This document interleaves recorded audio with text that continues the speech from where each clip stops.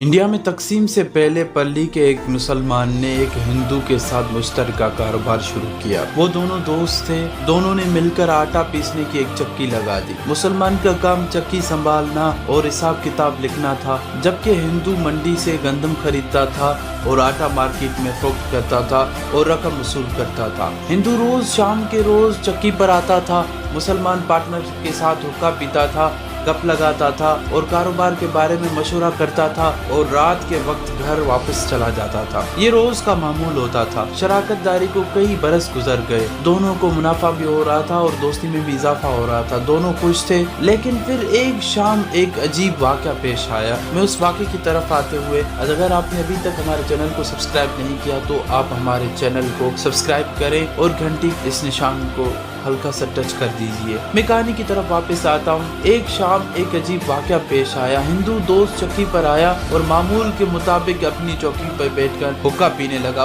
अचानक उसकी नजर दरवाजे पर पड़ी और उसने देखा कि सैकड़ों चूटियां चक्की से दाने उठाकर गंदम के बाहर जा रही हैं। हिंदू ने ये मंजर देखा और सोचा और मुसलमान पार्टनर से कहा, मोहम्मद फाजिल, मैं अपनी पार्टनरशिप तोड़ना चाहता हूँ। तुम आज रात से मेरा हिसाब कर दो और हम कल से पार्टनर नहीं हैं। मुसलमान पार्टनर को झटका लगा और उसने वजह पूछी, लेकिन हिंदू पार्टनर ने एक ही रट दी कि हम साथ नहीं चल सकते, तुम बस हिसाब करो। मुसलमान पार्टनर ने हिसाब का वादा कर लिया। हिंदू उठकर घर चला गया और दूसरे दिन वापस आया और चौकी पर बैठ गया। मुसलमान पार्टनर रजिस्टर लेके हाजिर हुआ और हिंदू ने दरवाजे की तरफ देखी तो उस दिन चूंटियां चक्की से दाने ले जाने की बजाय ये बाहर से दाने अंदर लेके आ रही है और चूंटियों को देखा और मुस्कुराया, कहा, नहीं अब हिसाब की कोई जरूरत नहीं है, हम दोबारा पार्टनर है। और रुका और मुसलमान की आंखों में आंखें डाल के पूछा कि तुम सच सच बताओ, कल रात हिसाब करते हुए कौन सा गैर मामूली वाक़या पेश आया। मुसलमान ने खाता नीचे रखा, सर की टोपी उतारी और हंसकर बोला, प्यारे लाल, मैंने जब कल रात हिसाब शुरू किया तो मुझे याद आया कि मैं हिसाब में वो 10 रुपए लिखना भूल गया था जिनसे मैंने अपने घर वालों को कपड़े खरीद के दिए थे। मुझे वो 10 रुपए याद आए हैं और मैंने वो रकम भी हिसाब में लिखी है। बस वो कल रात यही